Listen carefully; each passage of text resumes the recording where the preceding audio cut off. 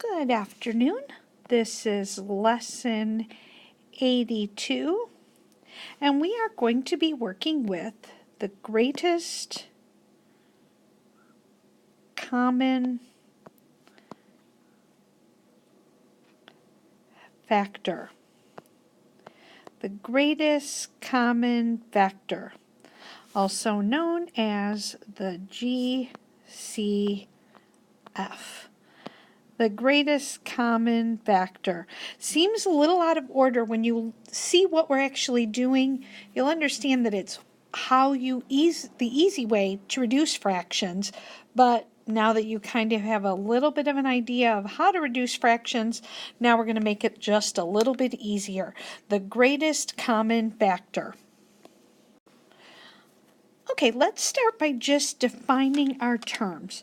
The greatest common factor is the largest number, the largest number that goes evenly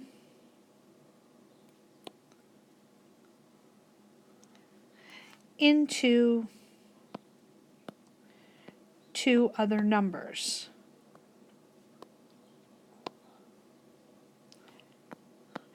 The largest number that goes evenly into two other numbers is the greatest common factor. Greatest means largest, so greatest. Common means it's in both, it's common, and factor is a factor of a number. So the largest number that's a factor that goes evenly into two other numbers. Now let's look at an example. If I have the number 4 and the number 8, and I want to find the factors of 4, I would say, well, 1 times 4 is 4, and 2 times 2 is 4. So my factors of 4 are 1, 2, 4. My factors of 8, remember, factors are like French fries. They're going to be smaller than your original.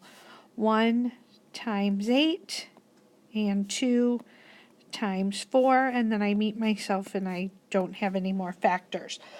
Now, here are the factors of 4 and the factors of 8.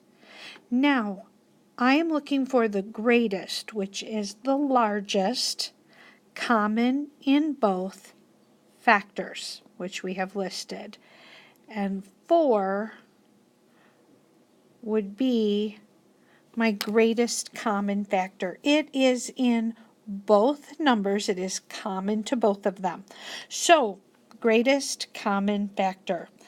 Now, I hope you can see with this that by drawing a line here, wow, that looks amazingly like a fraction. And if I were to change colors, and let's make the writing a little bigger so it sticks out for us really well here. If I were to say divided by 4 over 4, well, that should look a little familiar. And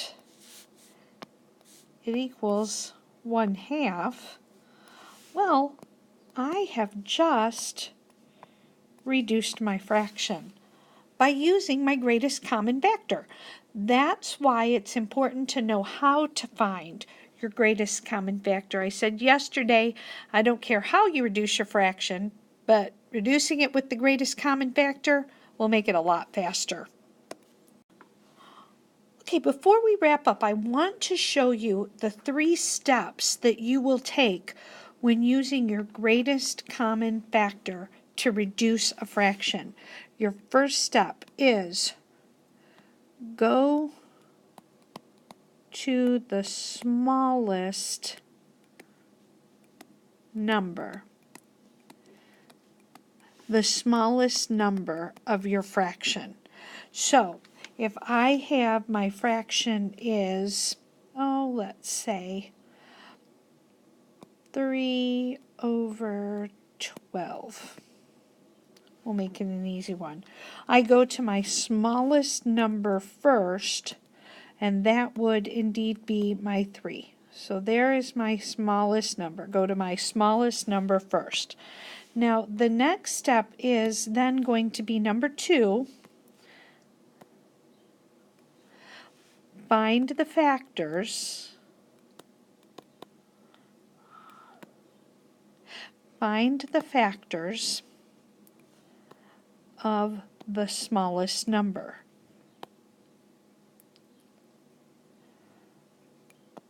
Now, the reason we're going to go with the smallest is obviously the factors of 12. 12 is a factor of 12, but there is no way 12 is a factor of 3. So my factors will never be, my common factor will never be bigger than my smallest number. That's why I said first, go to the smallest number. Then you find the factors of that smallest number. So in this case, I would go, okay, I'm going to pull my 3 and I'm going to say, what are my factors of 3? 1 times 3. Now I've gotten step number 2 is done. So step number 3 is determine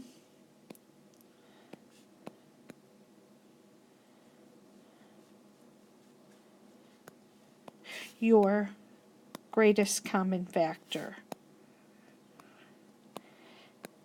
Now, you can do it without actually listing out your second set of factors, because I can go here and say, will 3 go into 12? Why, yes, it certainly will. So then, voila, I know that 3 is my largest common factor. So I do divided by 3 over 3, and I get 1/4. So that is what I use to determine my greatest common factor, by starting at the largest number of my factors and see if it goes into the bigger number. So let's do a couple more just to practice. Hopefully you'll catch on as we're doing them. Okay, let's do 12 over 20.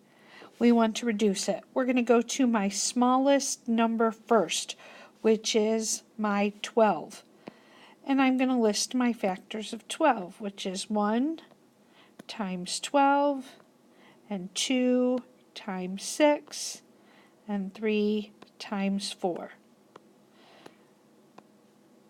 Now step number 2, completed. Find the factors of that number, my smallest number. Now I'm going to determine my greatest common factor. And I'm going to say, well, does 12 go into 20? No.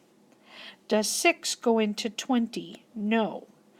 Does 4 go into 20? Ding, ding, ding. We have our greatest common factor. So at that point, I use my greatest common factor to reduce. 12 divided by 4 is 3. 20 divided by 4 is 5. Voila! I have found my greatest common factor, and I've used it to reduce my fraction. Following those 3 steps, it makes it pretty easy. Let's do another one together. If I had 12 over 36, find my smallest number, which is 12. Then I'm going to find my factors of 12, which technically should be put in parentheses. My factors of 12. 1 times 12, 2 times 6, 3 times 4. That was step number 2, find the factors of my smallest number. Now I'm going to determine my greatest common factor by starting at my largest number. Does 12 go into 36? Why, yes it does, because 12 times 3 is 36. So I have found my greatest common factor of 12, and now I reduce using my greatest common factor. 12 goes into 12 once, 12 goes into 36 3 times, and I have reduced using my greatest common factor. So remember the steps. Go to your smallest number. Find the factors of the smallest number. Starting at that biggest number you just wrote, worked backwards to find the biggest number that goes into your other number. Following those steps, there's a lot of numbers and others and biggest and smallest, but if you saw what I was doing, it would make it pretty easy. All right, we're all set. Finding greatest common factors. We'll play with it more tomorrow. Have a wonderful night.